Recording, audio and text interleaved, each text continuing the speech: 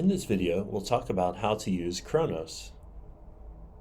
You may have used Kronos for a number of years by swiping in and out of Kronos clocks at your departments and schools. However, until recently, employees haven't had the ability to log into Kronos and see their own time cards. But now that time has arrived and employees do have that ability. When you log in, you'll see your main dashboard. On your main dashboard are some boards. One is a link to your timesheet, My Timesheet. Go down My Time Off. That is used currently only by those who are in the employee self-service pilot. So don't use that area until your school or department is part of that pilot. And at the bottom, My Accrual Balances, which lists your current accrual balances. You're encouraged to check your timesheet near the end of a pay period to ensure that it accurately reflects your swipes in and out, as well as your time off requested. It's a good idea to check it because you're paid based upon what's listed in Kronos. So to see your timesheet, click My Timesheet.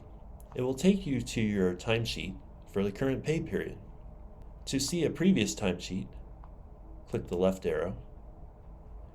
In this example, use our imagination to say that we're looking at the timesheet on February 4th.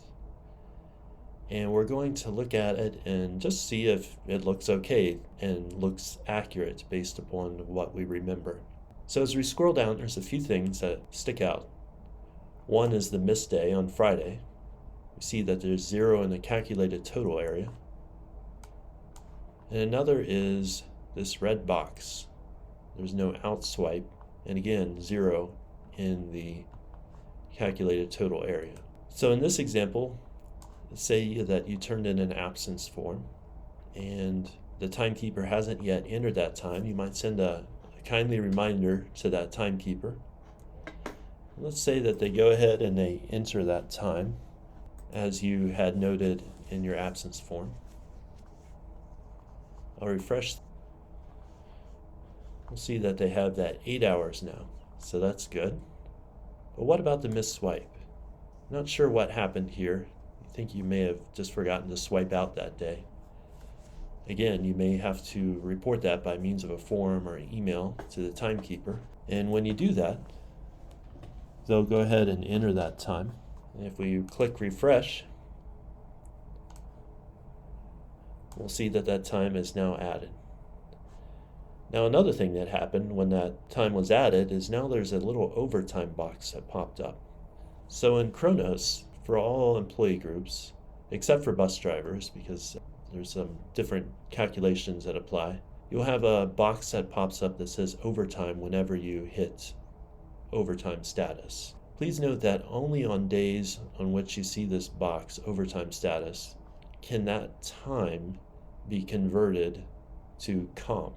If that's your choice, if you would like that time to be converted to comp. For example, if the timekeeper entered convert to comp up here on January 31st, that wouldn't work because you hadn't yet entered overtime status. The overtime status was hit when that flag popped up because you crossed 40 hours for the week. So just a note, because sometimes people think it's whenever I work more than my scheduled hours. That's not accurate. It's when you hit overtime. The other example is when you work time on a calamity day. So that can be converted to comp 1.0. So let's take a look at that. Let's say that you inform your timekeeper that it's okay to convert the overtime, and then they also will convert the time worked on the calamity day to comp 1.0. We'll refresh the screen. Now we see those two boxes. So that's accurately in there. If you click Summary by Day, it kind of confirms that this has been done correctly because now that Comp 1.0 shows the 4 hours, which is right. And then the overtime, worked 2 more hours and 40, it is converted to Comp 1.5. So 4 hours will be added from that to your comp time balance, and then 2 times 1.5 or 3 hours to your comp time balance. So this is for individuals or employee groups that are able to accrue comp time. So now you take another look at your time card and you see that it accurately reflects the amount of hours that you worked under calculated total hours. Calculated total hours are generally what you are going to be paid, with the exception that any unpaid leave hours that are entered, such as excused unpaid or the like, would count towards the calculated total, but you would not be paid, obviously, for unpaid leave hours. And also for bus drivers, their span tracking counts toward calculated total hours, but is not time that they're paid for. Now they're paid for span overtime, but not the span tracking. So that is what you can do near the end of each pay period. Just a quick check of your timesheet, noting any corrections that need made, and then you will be paid correctly.